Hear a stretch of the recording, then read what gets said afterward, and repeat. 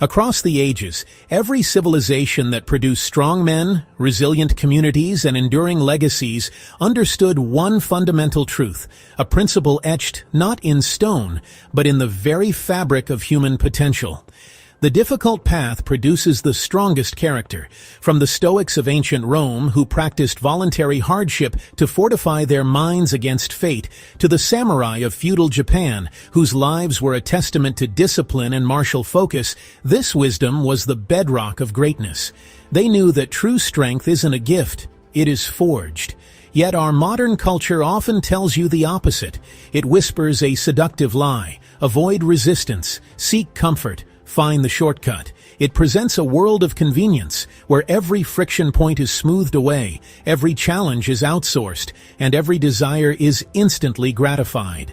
But ancient wisdom, echoed in scripture and philosophy alike, tells you to turn and face the climb. It tells you to embrace resistance not as an obstacle, but as the very tool of your transformation. The Quran, in a passage of profound psychological insight, reminds us that ease is not the absence of difficulty, but its direct consequence. It is the peace found after perseverance, not before it. For indeed, with hardship comes ease. Indeed, with hardship comes ease. Quran 94:5-6. Notice the profound simplicity of the order. Hardship comes first. It is the prerequisite. It is the soil in which resilience takes root. Ease follows, not as a fleeting pleasure, but as a state of being, a newfound capacity earned through the trial.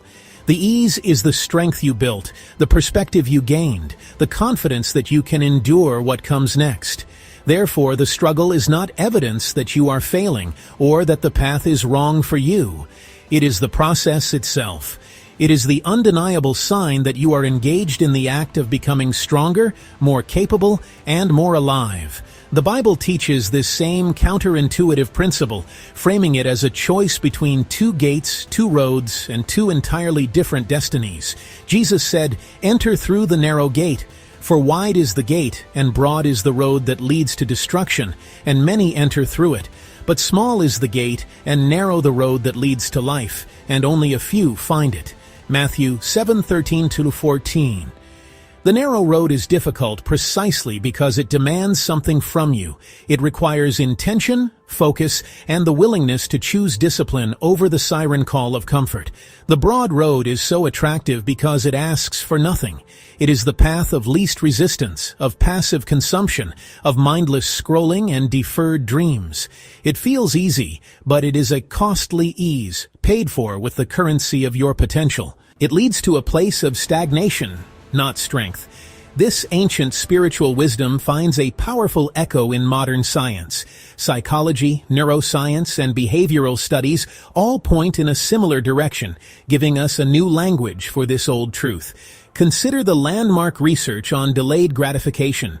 The ability to tolerate short-term discomfort, to resist the immediate reward for a greater one later, is one of the strongest predictors of long-term success in academics, finance, health, and relationships. It is a muscle, and the narrow path is its gym.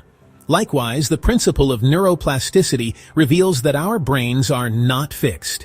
Repeated effort and deliberate practice physically rewire our neural circuits, strengthening the brain's capacity to learn, adapt, and master complex skills. Every time you push through a difficult problem, you are literally building a better brain.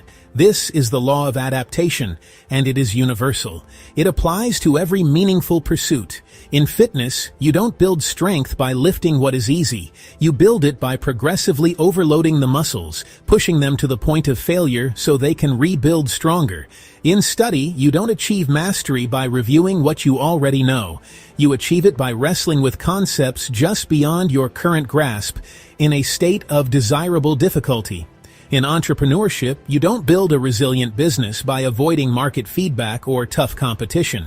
You build it by facing challenges head-on, learning from failures and adapting relentlessly. Iron becomes steel only through the purifying fire and the forceful hammer. Muscle grows only through the tearing and rebuilding caused by resistance. And character, the steel of the soul, grows only when it willingly bears the weight of responsibility and challenge. Every shortcut, every hack, every promise of results without the work comes with a hidden cost.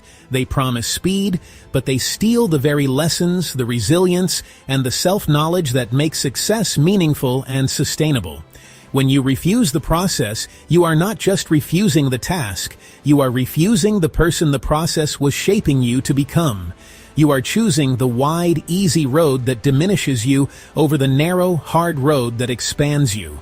So when you stand at the trailhead of a new endeavor, a difficult project, a new skill, a commitment to your health, a spiritual journey, and you feel the steepness of the path, do not be discouraged. The road is difficult. That is not a warning sign. That is the invitation. That is precisely why it is valuable.